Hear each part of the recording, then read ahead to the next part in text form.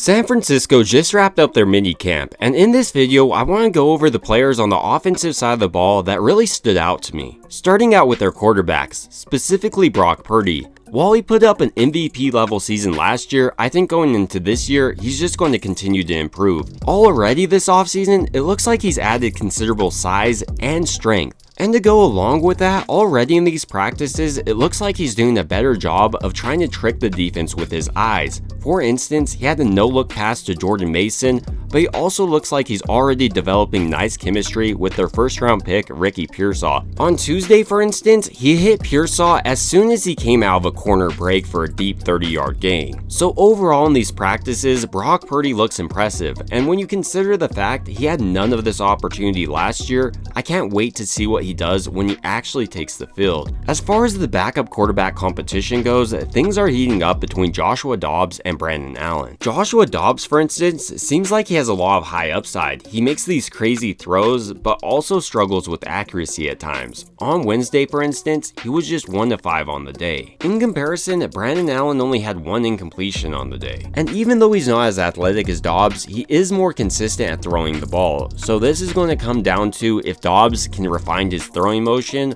or if Kyle Shanahan wants to go with the upside of Dobbs over Allen or the consistency of Allen.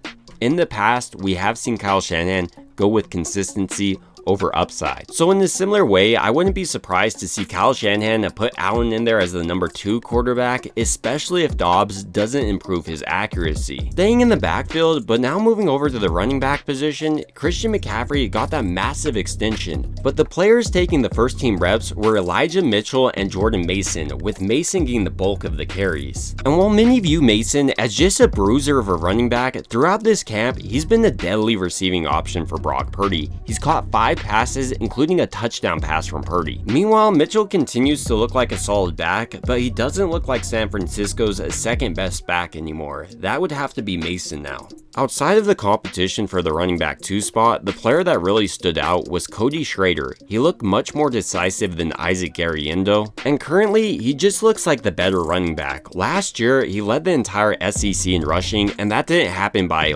accident. It happened because he's an extremely solid football player, and I wouldn't be surprised to see him make the 53. Right now, he is clearly a better back than Garriendo.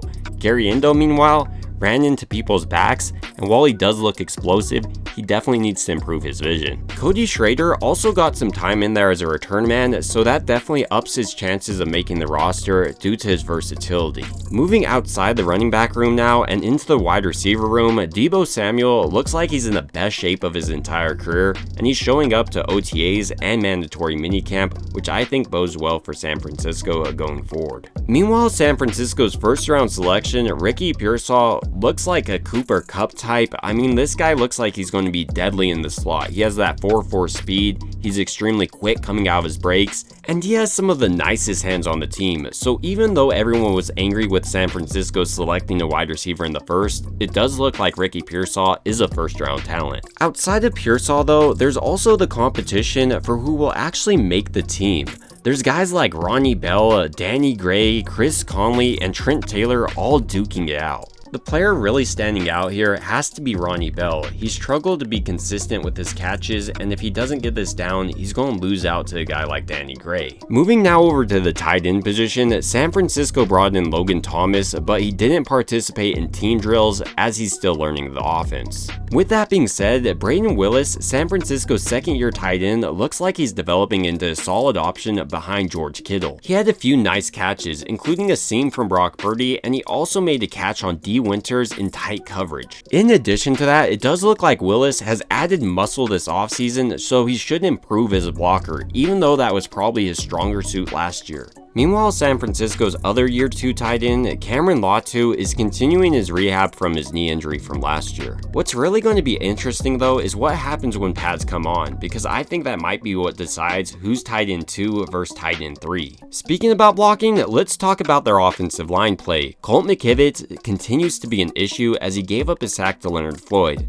and I don't know if he's going to continue to improve, but I guess we can hope. The other big thing to mention here is just how well these rookies are moving. It's obvious San Francisco targeted rookies with the ability to move, and they got a few. Dominic Pooney, for instance, is extremely quick on the football field and has the ability to get up to the second level with ease. But as pads haven't come on yet, it's not too fair to judge these offensive linemen or defensive linemen too critically yet. But overall, these are just some players that really stood out on the offensive side of the ball to me, and I want to hear which player you're really excited to see this upcoming season. It would also mean a ton to me if you liked and subscribed, and as always, I hope you guys have a great rest of your day.